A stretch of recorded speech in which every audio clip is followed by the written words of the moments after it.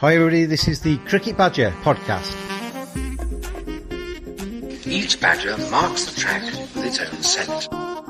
His black legs are short but very powerful for digging. The name badger probably comes from the French word bêcher, meaning digger.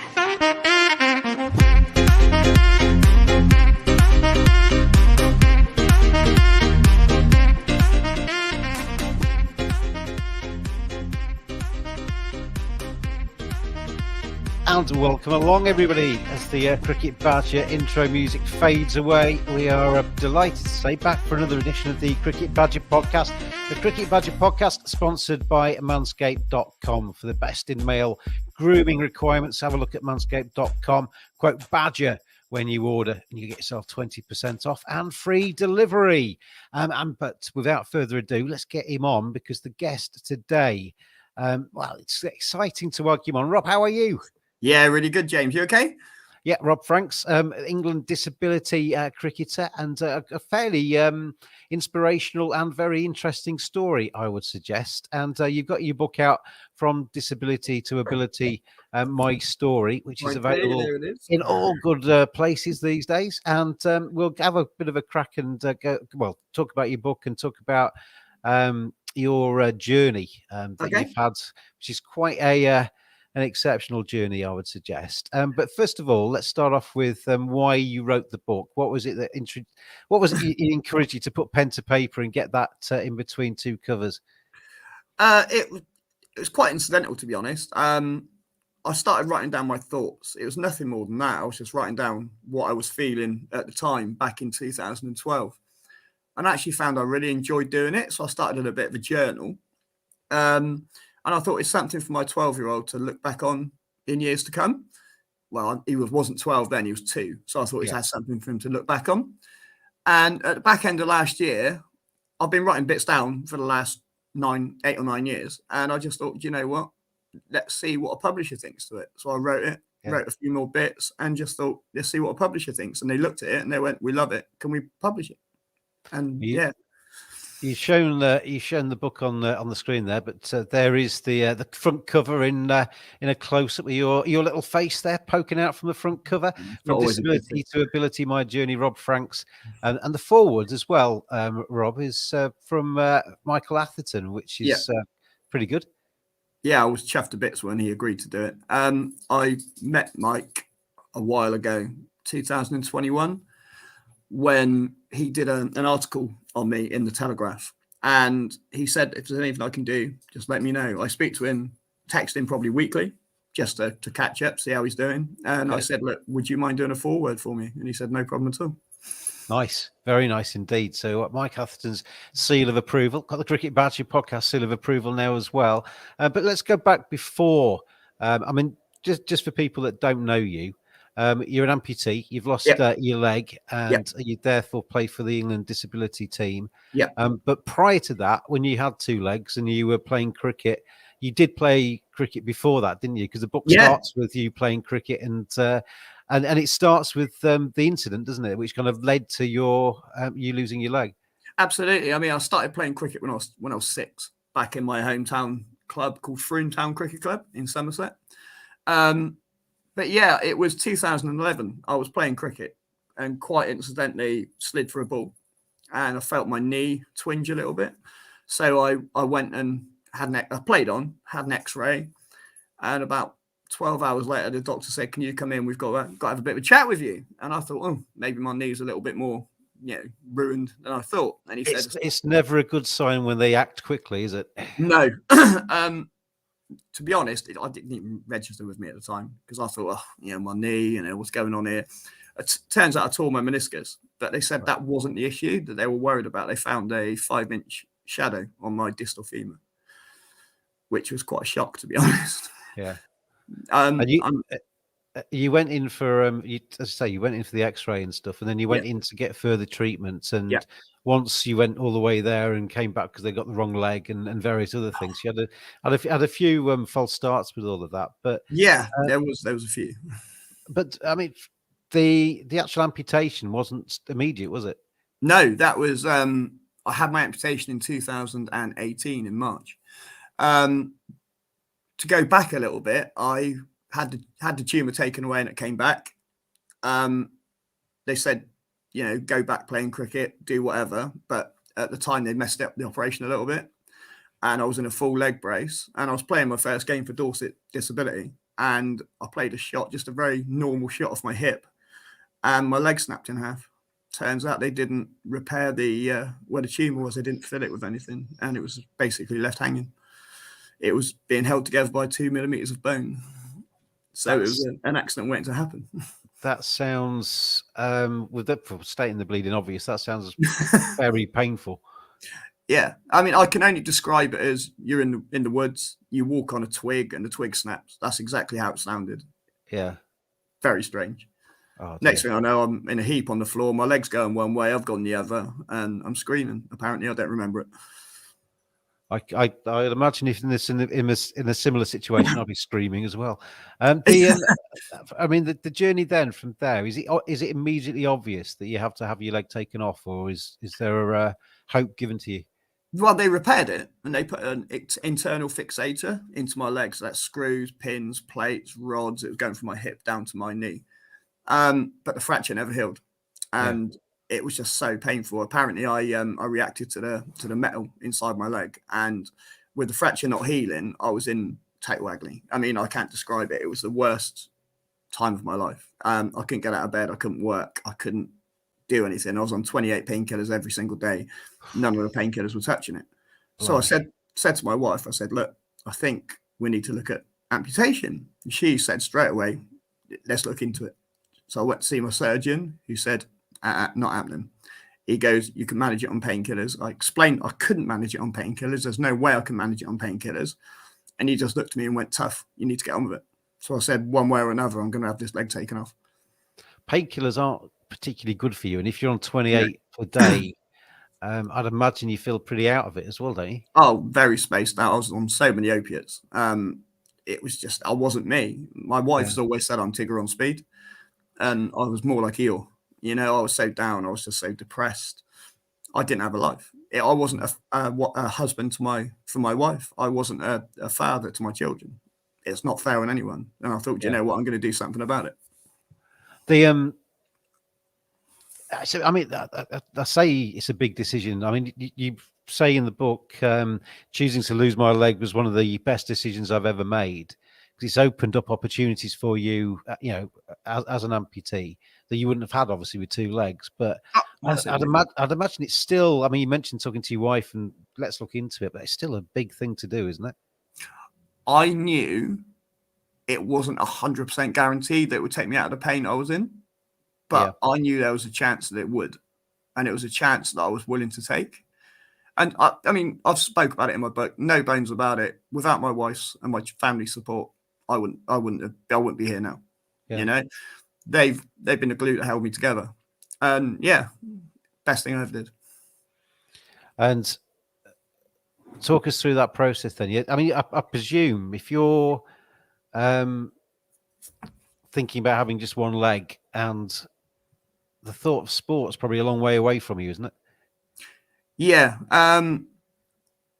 I didn't quite know how I was going to go about it, but I knew I would go on and play sport again. I was determined no matter what happens, I will be playing cricket, which is my first love. My sport, it's my sport. Rugby was my other sport, football a little bit, but cricket's always been my first love. And I always said, doesn't matter how I do it, I'm going to be back playing cricket one way or another. I don't care if I've got to do it on one leg. If I've got a hop, I will be back playing. And you had to go down the crowdfunding route, didn't you, to actually fund the amputation? That's right. Yeah, we. I didn't have £15,000, so I decided to start crowdfunding, and within the space of 4 weeks, I went from £0 to £15,000. Wow! It's obviously quite an unusual procedure and campaign, and I think people really took it into themselves with that, and really helped me. Without them, I wouldn't be here now. That's quite speedy as well, isn't it? You know, 4 weeks, you've gone from 0 to 15,000. That's a lot of money to raise. Yeah.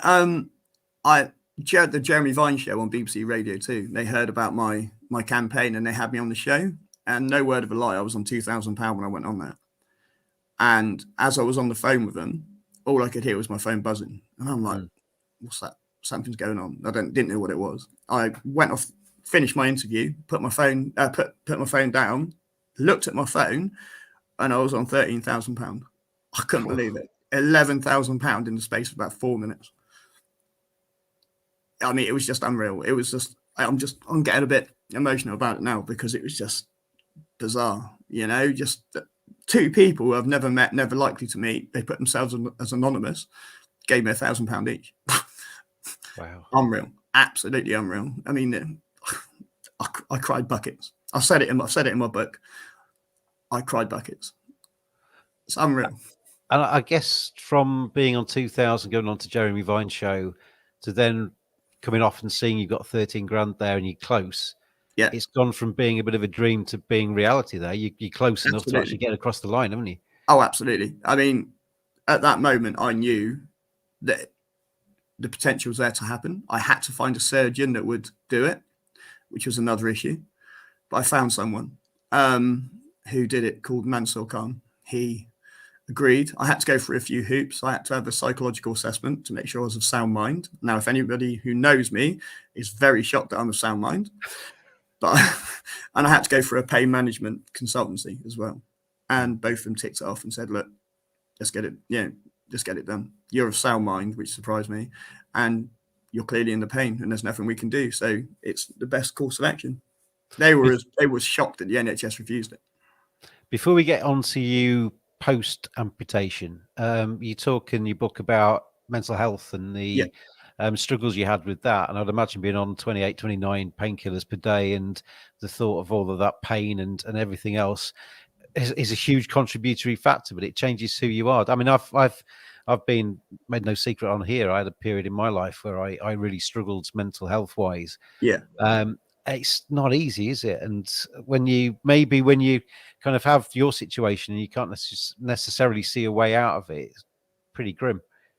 Yeah. I mean, I've got PTSD now through everything that's happened. I mean, it's been such a journey. Yeah. It hasn't affected me for years. And then all of a sudden, like that, it's coming. Yeah. It's life, I've getting through it. Yeah. Yeah. Mental health is the single biggest thing that men don't talk about. And I put it in my book, and I was sorry. And I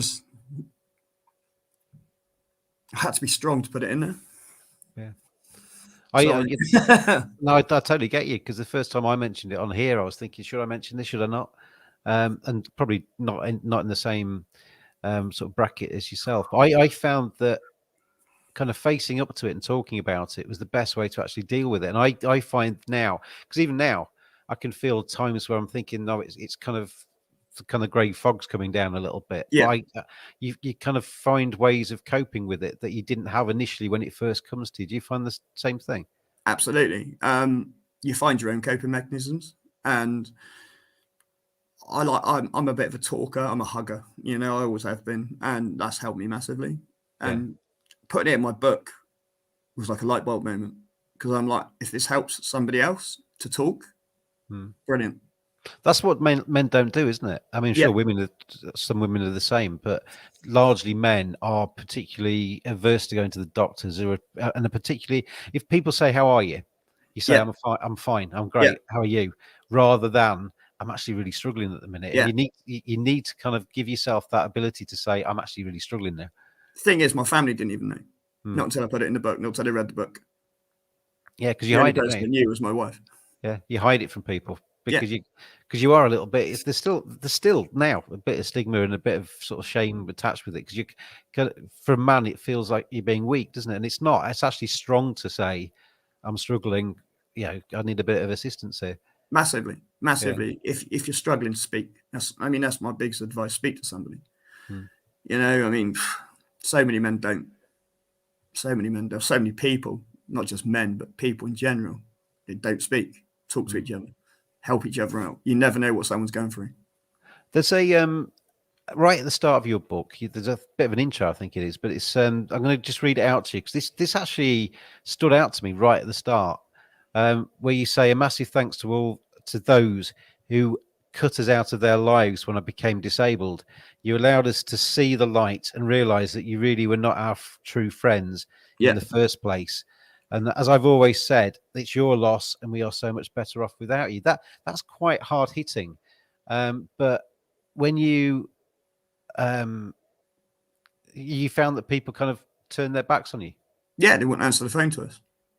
It was bizarre, very strange. and people you called friends just disappeared. People that I've known for years, Yeah. many, many years, just blanked us, completely left us. Why? I don't know. Is it because they don't know what to say, don't know what to do? I don't know. But I haven't spoke to them from that day to this. But they've let us see, like I said in the book, they've let us see the light. You know, we know who our true friends are and who our true family are. You tend to find. I've always said to people, not I don't do the lottery, so this is always a completely empty conversation. But if I always thought if I won the lottery big time, I'd write down who I considered to be my friends when I won it.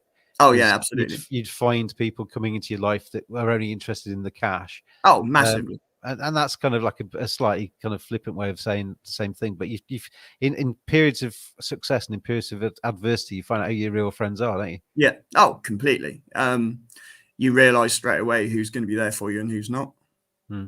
It's strange. It's human nature, I suppose. And does that make you value the people that stuck with you even more? Oh, hugely. I mean, I'll take a bullet for every single one of the people who stood by us. I can't emphasize that enough. They're the best people, you know. It just goes to show that some friends really aren't.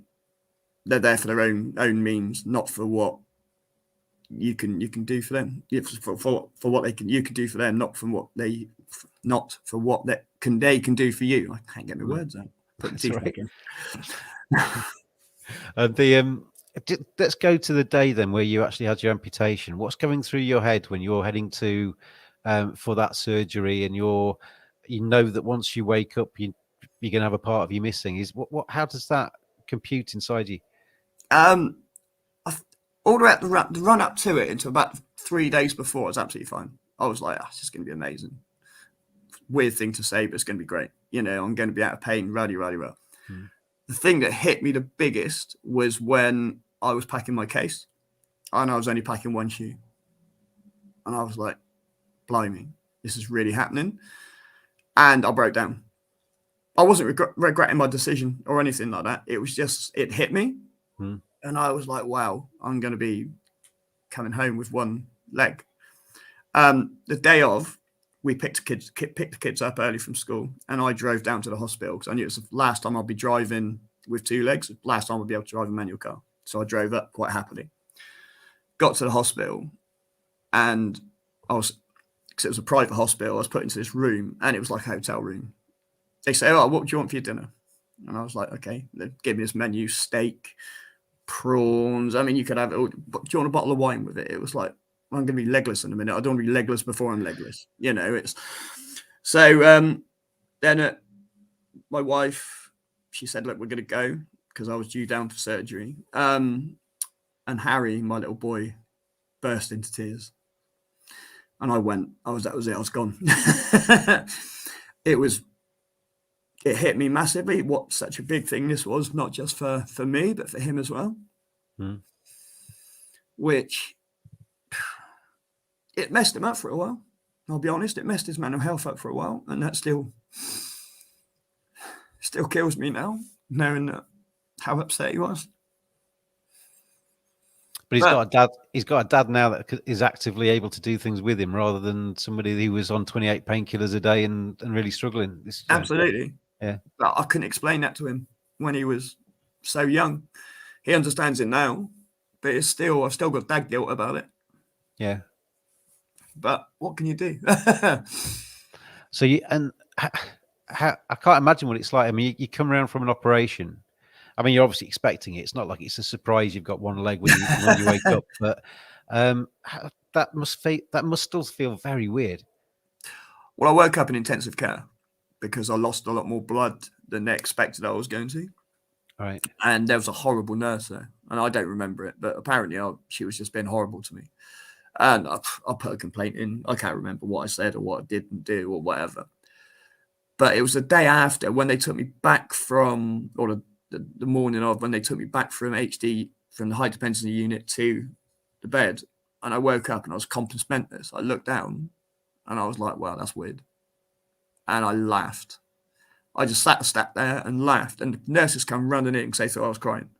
And I was in fits of laughter. I was like, I've done it. This is amazing. And then I started getting phantom pains. I was going to ask you about that because I've heard people say that you still feel like an itch in your big toe or things like that, which isn't there anymore. Oh, I get them now. I've got it at the moment. Yeah. You learn to deal with it. It's nothing that can stop me doing anything.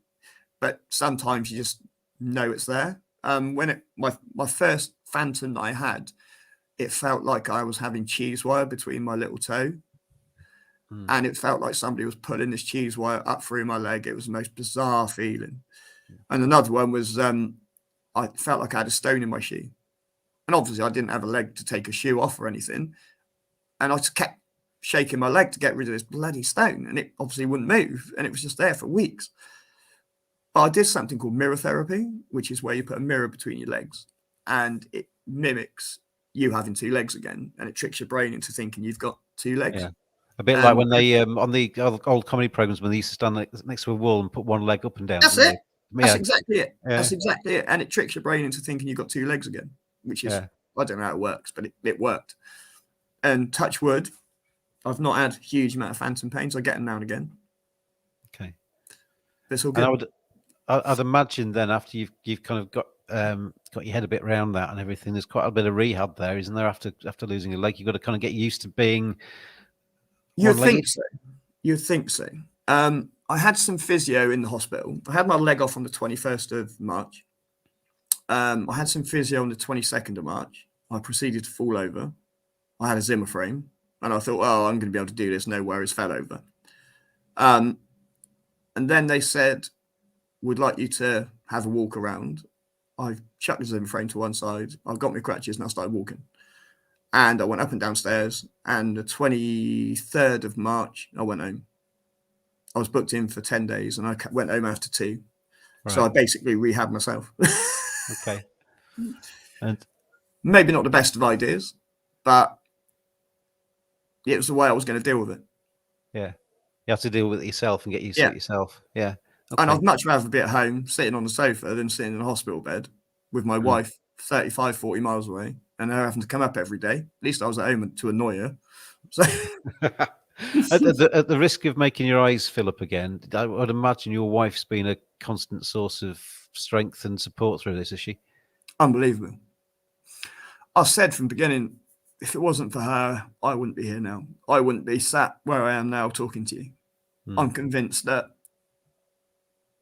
I just wouldn't be, I'd still be ashamed of myself.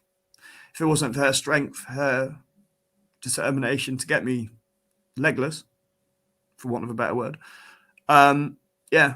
she's just everything to me, and she knows it. I keep telling her, I tell her every day that if it wasn't for her, I wouldn't be here now doing this and doing what I love doing.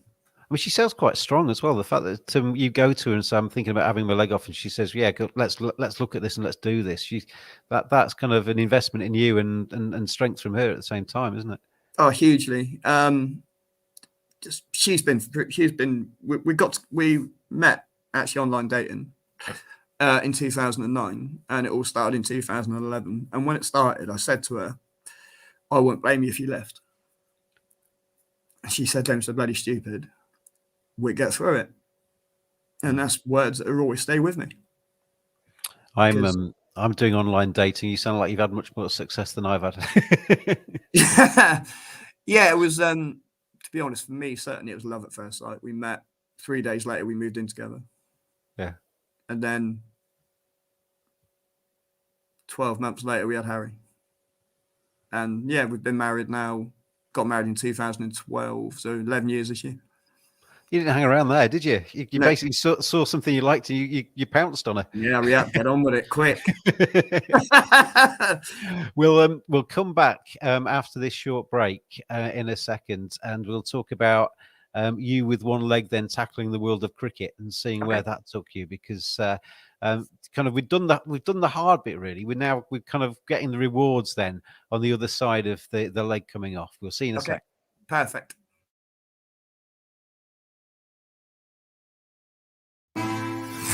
What is big groomed energy? when you have it, they just know, you know? It's an air about you, the charisma that screams confidence quietly. With BGE, you never have to prove anything because you are the thing. Get the Manscaped Lawnmower 4.0 and get big groomed energy.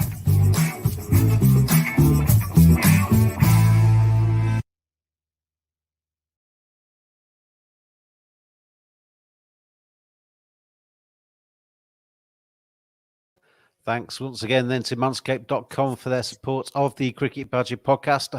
I'm James, as always, talking to Rob Franks on a day's Cricket Badger podcast, his book From Disability to Ability, My Story, chronicling his path from, the chronic pain he was talking about from the accident he had, from the tumour in his leg to being on one leg, an amputee, and then going on to play for England for cricket. I mean, all of us, probably everybody watching this and listening to this later, has dreams as a kid of playing for your country at cricket. You're like me. You talk about being in love with the game from an early age, exactly the same as I was. And I always had these dreams inside my head of captaining England, playing in an Ashes series, playing Test cricket for England, all the rest of it. Never was ever likely to come true because I was never good enough. But you, by the route you took about having the opportunities that being an amputee gave you. You were able to wear the 3 lions. Yeah, it was most bizarre. I was playing for Dorset, and we had a final. It was a final. It was a Super Nines final up in Wolverhampton, and Rich Hill, the ECB disability head, was there, and he said, "Look, we'd like you to send you to the Regional Performance Centre." And from there, it just went on. It was just an unbelievable moment. I've never felt such pride putting a shirt on before, wearing the 3 lions. It was a dream come true. Like you say, it's something I've dreamt of since I was knee-high to a grasshopper, you know. I was nowhere near the standard to become a pro, let alone, play for your country. But weirdly, lose a limb, play for your country. It's bizarre, isn't it? It doesn't make any sense. Do you think it's easier to play cricket having once had a leg and knowing how you should move, or do you think it's easier for people that have had to kind of been like that for life? I can't quite work out in my head which way around that would go. I would say, honestly, it's probably easier if you were born like it. Now, the reason being, when I had 2 legs, I would trot up the pitch, hit balls over cover, wherever. Because of the prosthetic, I can't run on my day leg, which I normally use. So I'm having to be more static in the crease. So I'm having to find a new way of doing it. Now, in the first season after my amputation, I was playing for Middlesex. 10 weeks after my amputation, I played my first game, which was, again, bizarre. We went all the way to Essex, and I got a first ball duck. 325-mile round trip for a first ball duck. I was not very happy, but I was back playing cricket. Yeah. And that was the only time all season I got out. I averaged 84 with a bat in the end. And I got like 18 wickets in disability cricket. And it was just unbelievable. I was batting better than I had for many years, which again makes no sense considering I got this lump of metal attached to my leg. Funny old world. Technique and batting, bowling as well, all about keeping your head still, the balance required and all that kind of thing. Are you not lopsided when you've kind of lost a limb, or do you have to kind of counter that? How did that go? I just had to find a new way of doing things. Whereas I couldn't bend my knee to go for a sweep shot. I couldn't get on my knee, so I had to physically bend down to do it rather than get on my knee to do it. But it looks ridiculous, but it works. Now reverse sweeps, something I've been working on a lot, but I can't get down on one knee to do it again. So I'm having to come around and do it. So it looks very strange, but it works. So I'm hopeful to be able to bring a few of them out this year. That's sure I've never played. I've given up playing cricket now, Rob. Too old. Never too old. You talk about playing for Middlesex there. You've been, regional performance centres and what have you. England debut first time you stick on those 3 lines and you run Yeah. out there playing for your country? How does that Yeah. feel after all you'd been through as well? It was unbelievable. When I bat, I have a runner, and my first game's at Lords. So there I am, padded up, went out to bat at, I think, number 4. Got to about 40 something. I can't remember what it was, and my runner run me out. I was beyond gutted. I was determined to get a 50. I was so determined to get that 50 on debut. But he ran me out, and there was a few choice words. I wasn't very happy about it. But it didn't take away the fact that I play for England. You know, if I never get another cap, I can always say that I've played for England. I'm going to totally disregard your feelings here by saying he must have felt dreadful, mustn't he? Well, at the end of it, he did. By the time I'd finished what I was saying, it was just emotions. Yeah, I'm not normally like that. I'm quite an emotional person. I will say how I feel. But once it's said, it's said. Would never harbour it later on or anything. But I thankfully managed to get a couple of wickets as well, so it sort of took the sting out of it a little bit, and we won. So it was amazing. I've seen a little bit of blind cricket, which is incredible. And I love watching the wheelchair tennis. I do do quite a bit of work in tennis and the wheelchair tennis. Before I go in and do tennis off tube, sometimes waiting for the match to start, you can see the court and you can see the wheelchair tennis players playing beforehand, and they zip around the court. So disability sport is kind of quite big, isn't it? In all different kinds of sports. Oh, it's huge. In terms of cricket, then the England disability team, what kind of disabilities do people have that play for that? I mean, you obviously we've been through your situation, but there must be quite a range of disabilities in that side. There are many types. You've got learning disability. You've obviously, that can be anything from autism right the way up to severe learning disabilities. And you've obviously got physical disability. So I know people with one hand. I know people with one leg, no legs. They play in a wheelchair. I've seen people keep wicket in a wheelchair. I mean, it's just inspiring because you see it. Me compared to them, it's nothing. When you've got no legs and they're still playing cricket, it's unbelievable to see. That's amazing. Yeah, I mean, now in the ECB National Disability League, they've allowed deaf players in as well to play. So you're playing against some real top class players who haven't got a physical or learning disability, but they've obviously got their own disability being deaf, and they're walloping the ball down 80, 85 miles an hour. It's horrible. I think you saw the tweet from Jacob Lunn. He's based in Somerset because Jacob. Hi, Jacob. I said I'll say hello to him. How are you, pal? Jacob's got autism. He's been on the Cricket Badger podcast a couple of times, and on the audio version, the little bit you're listening to the Cricket Badger podcast is Jacob's voice. I got him to voice out the little stings that we do on the audio. But he was looking forward to seeing you on screen and listening to your podcast later as well, because he plays for the Somerset Disability. That's side. right. Yeah. Yeah, I play for a combined team, Hampshire Dorset. We're new in the D40 league this year, so it's quite an exciting time to be involved. It's my first year back for about 3 years in disability cricket, so I'm really looking forward to that. Without trying to sound patronising, which I don't mean to at all, it's disability cricket is a brilliant way, isn't it, for people who otherwise wouldn't have had the ability to play sport to get involved in something which is fantastic for everybody. Oh, massively. Do you know what? I love coaching disability cricket because I work in cricket full time. That's my job. And I love doing and working within the disability sections because you go to a Super Ones hub and you've got players that have got maybe Down syndrome or whatever else. And just seeing them hit the ball, smile and laugh, it's the best feeling in the world. Yeah. You can't beat it. You cannot beat seeing somebody do what they want to do and get such joy from it. It's just all to me, it's very inspiring. So they're already ahead of me because I never hit the ball and smiled. Now I normally grimace. That didn't go where I wanted it to go. I find it incredibly inspiring, your story, and I have to imagine there's plenty of other inspirational stories around the England team and elsewhere you talk about people in wheelchairs keeping wicket, people with no legs Yeah. playing cricket. I mean, puts everybody else to shame. I bet there's plenty of other people, including me, that are kind of watching or listening to this that are thinking, I have got no excuse when, relatively able-bodied to not do something when there's people out there with, the situations that you've experienced.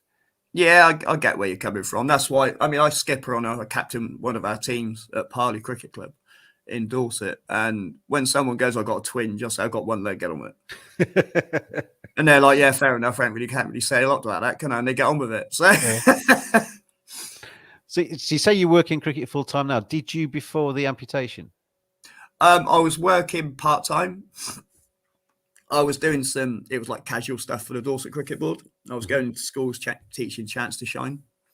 I now do that 3 days a week. I work at the cricket centre in Dorset 2 days a week. I coach at Parley. I'm a pathway coach as well for the Dorset Cricket Board. So I do county pathway. My little boy, Harry, he's in the under 12 county team. How's he going?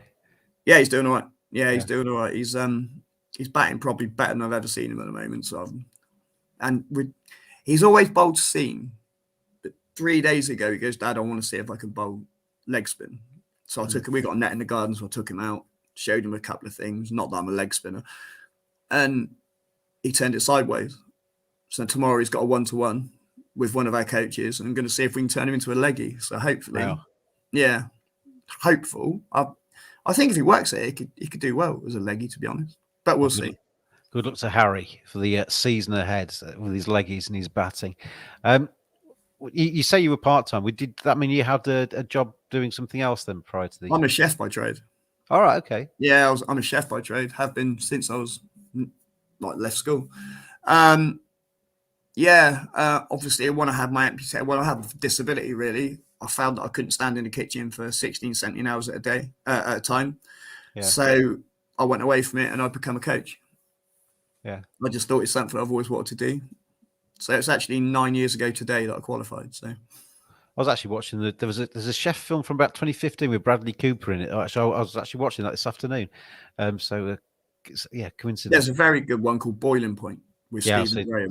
Yeah, that's very good as well. Yeah. I like cooking, but I never nowhere near that standard.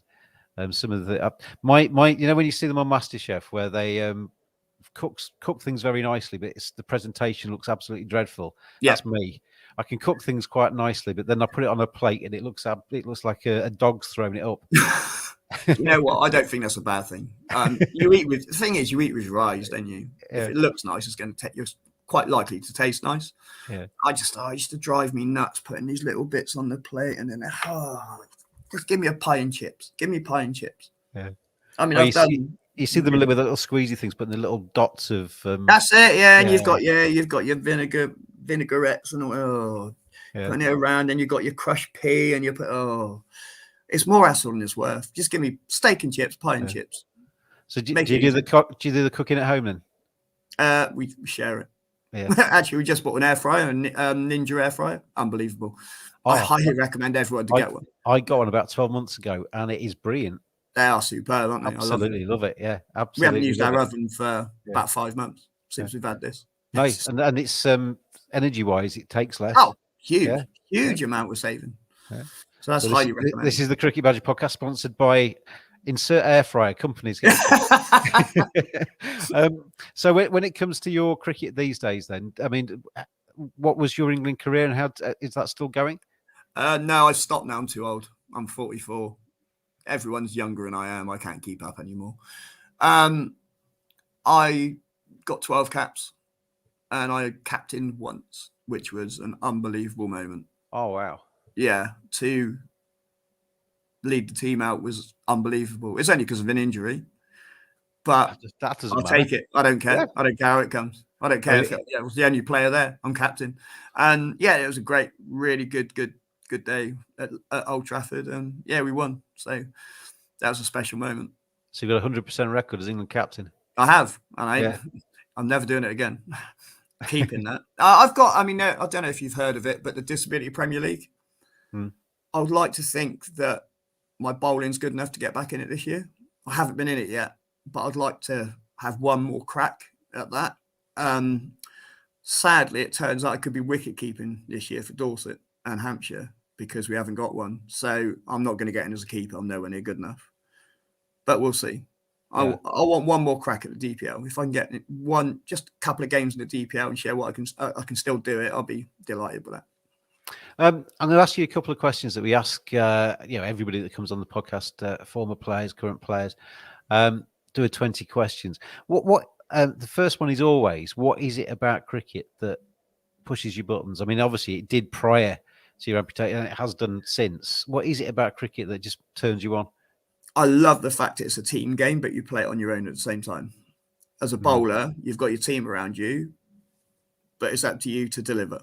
As a batsman, you've got a partner, but again, you still got to deliver. And I just love the fact that you've got teammates around you to bolster you. And I just think it's such a fantastic game for camaraderie, certainly. I mean, some of the chat we have on the field is awful. Not in a bad way, but it's just awful chat.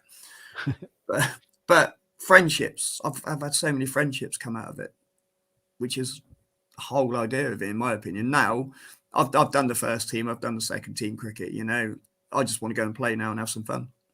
What I like about it, Rob, as well, is that you get, because you're in a dressing room with 10 other people, you are talking and creating those friendships with people that you might not otherwise have ever met.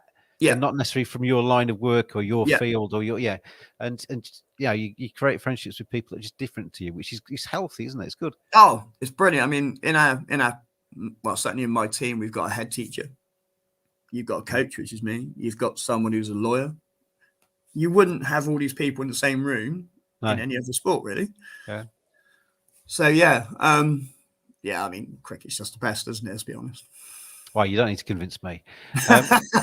What if I could let you relive a day on the cricket field? It could be prior to your amputation or post your amputation. Which one would you want to relive? What's your best moment? Leading England out without a shadow of a doubt. I thought you might say that. Actually. But there is one other one. There was a Pro-Am T20 back in 2019, a year after my amp, and it was like a bit of like an IPL auction, and I was bought. It was all for charity, and I was bought for a team called the Cube, and we ended up. It was a T20 Pro-Am T20 down at Northampton at Wantage Road, and we got to the final, and I got 3 for 33 in the final, and got the man of the match or player of the match. I mean, that was just an unbelievable moment as well, because I was bowling in tandem with Azhar Mahmood, the ex-Pakistan captain. Oh, wow. And I had Peter Willey, who was umpiring me. It was just an unbelievable day. So, those two things certainly would be something I'd like to relive many times. Flip side of that question is always, what's your worst memory? It's got to be snapping my leg. It's got to be. I was thinking, though, when I was reading that part of your book, if you hadn't had that injury, you're talking about actually snapping your leg, aren't you? Yeah. If you hadn't had that injury that day where you did your knee, would you have ever had the X-ray to find the tumour to actually maybe save your life potentially? No, and I wouldn't be here now. Yeah, so cricket saved your life. That's exactly. I'm tweeting a lot at the moment, and I'm always saying how cricket saved my life. And it's a fact. If I hadn't had that injury, I wouldn't be here now. I'd be 6 feet under, which is weird. So somebody somewhere was looking after me that day. As an angel on your shoulder that's got maybe a perverse sense of humour, but actually was looking after you. Yeah, absolutely. That's strange, isn't it? There's something in it somewhere. I don't know what. I'm going to put you in charge of world cricket for a day. Rob Franks is on the main door, the big office at the ICC. What would you change? What would be the first thing you change about world cricket? It can be disability-wise, or it could be more general. Probably not going to come as a surprise, but I'll get rid of mancads. As a captain in club cricket this year, it scares the hell out of me. I know we're going to encounter so many issues with mancads this year. And I've already said even at Nets, I've said to my players, if you mancad someone, don't expect to play next week. I don't want to entertain it. There's got to be another way. Okay, the batsman's gaining ground. Deduct 5 runs. Let's not bring in the mancads. I hate it. I think it's the worst rule. I've only ever seen it once in a game, and I called the bloke back, and he scored 100, which didn't please my teammates very much. But I did the right thing, and it scares the hell out of me because I know there's going to be so many issues about it this year. I am whenever I tweet about Mancads or run out at the non-strikers end because Mancad's family don't like it being called Mancad anymore. But Well, that's true, very true. But the I get so much. It's so divided. I mean, Oh. the world's divided now. But the people are either for it or people say, well, he's cheating. The non-striker's cheating, so it's just it's within the rules. I just don't like that rule. Yeah, No. you can say it's within the rules, but it doesn't mean I can't actually not like the rule. I just think that rule it's just a totally unsatisfactory way of dismissing a batter. And like you say, there are other ways to do it, aren't there? People getting penalised runs or whatever, however you do it. There's no pride in it. There's no pride with me going into my delivery stride and taking somebody's belts off. I don't see what the point is. And I always describe it as a bit sneaky. It feels like creeping up behind somebody and kind of going, boo, you're out. Exactly this. Yeah. And I've had many arguments about it with many people on Facebook, on Twitter, everywhere. I'm sticking with my opinion. I think it should be outlawed. No, they won't outlaw it, but I think something needs to be done about it. Just needs to be tinkered with. I mean, ultimately, I said to somebody the other day, ultimately, what does it, if somebody's gaining 11 yards from the non-striker's end, does that really matter? Because if he's halfway down the track and the bloke plays a full defensive shot, he's going to get run out. So you're never going to go too far out your crease, are you? Exactly. I mean, it's one of those rules. And I mean, I could talk about it all day and I could probably get a lot of hate on Twitter for saying it. But I think the root of it, though, is going back to what you said, where obviously on the IPL, I think there was one today. There was a tent in the IPL today. But in the IPL, international cricket and stuff, you got all the cameras, got the ability to actually look at it and adjudicate, haven't you? In club cricket, where the umpires are largely doing it for the love of the game, there's enough rubbish they get thrown at them. I mean, there was a lot of videos last year from various parts of the country where there was almost riots on the pitch after umpires' decisions and things. And so the umpire's job is tough enough without giving them that to cope with. Massively. I mean, I was bowling last year, and it's to make you laugh. I bowled a ball. I was an off spinner now, so I bowled a ball. Batsman gloved it straight to the wicket keeper. How's that? Umpire looked at me and went, "Hang on a minute." He goes, "Bat, did you hit that?" I went, "What?" He goes, "Batsman, did you hit that?" Batsman, "No, I didn't touch it." "Oh, not out then." I went, "Are you kidding?" And he goes, No. He said he didn't. He's very honest, this guy. I got him out next ball, so it didn't matter. But I couldn't believe that he was asking the batsman if he hit it. Of course he's going to say no. I was tearing my hair out. When you got him out next ball, did you I just went, "Oh, you didn't hit that one then?" Because I bowled him. I went, "You didn't hit that one then?" And he went, "Yeah, all right, very good," and walked off. So, oh dear. I'm going to show you. I took a quote out of your book towards the end, which I liked, which I'm going to put on the screen here. With a positive mind and positive outset, you can and will succeed. In any, I'll put Rob in the middle of that. I don't know why. In anything you put your mind to, you control your own destiny. I've read this really badly. I'm going to start again. With a positive mind and positive outset, you can and will succeed in anything you put your mind to. You control your own destiny. It's your life, so live it the best way possible. And please be kind to one another, as you never know what someone is struggling with. I really like that, Rob. I really like that. And that's, I mean, I was talking to somebody the other day about manifestation, about you get up in the morning and you're feeling down and you walk around with your head down all day and you kind of like miserable. You get that back. If you get up in the morning and you smile at people and you shake people by their hand and say, "Oh, nice to see you, looking good today," or whatever, you probably get positivity back. Not always, there's going to be exceptions, but generally speaking, you kind of reap what you sow in life, don't you? Oh, massively. I just think, you never know what someone's going through. It takes nothing to be nice to somebody. It doesn't matter if they've wronged you in a previous time. Just be nice to them. Just be nice to each other. It's that simple. Yeah. And then the world would be a lot nicer place. Oh, and Twitter would be far less toxic at times as well. Oh, yeah. Social media is kind of like almost like the exemplar of what life is like, because it's like I said, everything's so binary. You're either evil or you're great, or you're bad or you're good, or you're whatever. You're a good player or you're a bad player. There's nothing in between anymore. There's so many grey areas in life that we're not, like you say, behind people's smiles or frowns or whatever. I've got no idea what people are thinking inside their heads. No, massively. And just be nice to each other. I mean, that's it's the only thing we can do. We don't know what people are going through. We don't know what's happened in their previous life. Just be kind. Yeah. Be kind and considerate, and the world will be a better place.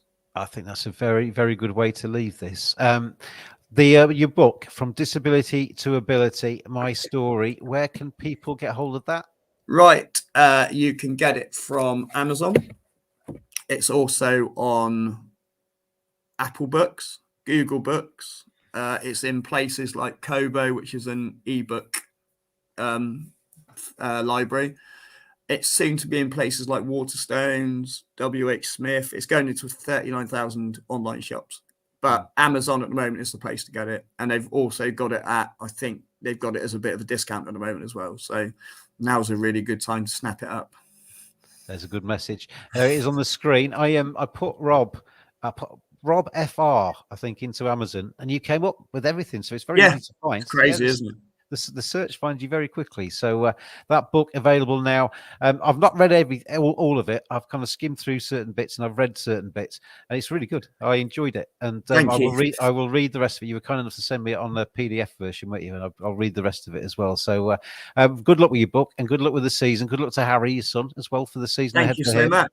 And yeah, really good to see you, Rob. And you're also, just before you go, you're also involved with something I'm involved in as well, aren't you? The No Boundaries Cricket Club. I am the director of cricket, believe it or not. Does that come above or below ambassador? Apparently it's above, but I mean, I take it as it comes. Actually, I just so that means I need to bow to you then, doesn't it? Because thanks to Chris, I've just bought a nice new rainbow grip for it. So nice. Yeah, but yeah, I was so honoured when Chris asked me to be involved as an ambassador. Then he said, "Would I be director of cricket?" Which I'm more than happy to do. Harry will be playing a few this year as well. So yeah, well, I'm looking forward to it. It should be a really good year. Well, I'm going to come along. As I said, my playing days are well gone, but I might do a bit of umpiring, and I might bring my microphone down and do a bit of interviewing around some of our games as well. So and if you promise not to give me out, LBW. I know. I'll ask you whether you hit it or not. Yeah, thanks, mate. Yeah. Another one. So anyway, so Rob, Franks, brilliant to have you on the Cricket Badger podcast. Lovely to kind of meet you, so to speak, on here. And I'm sure I'll see you this summer around the No Boundaries Cricket Club as well. Good luck with your book, and enjoy your summer ahead. So thank you so much.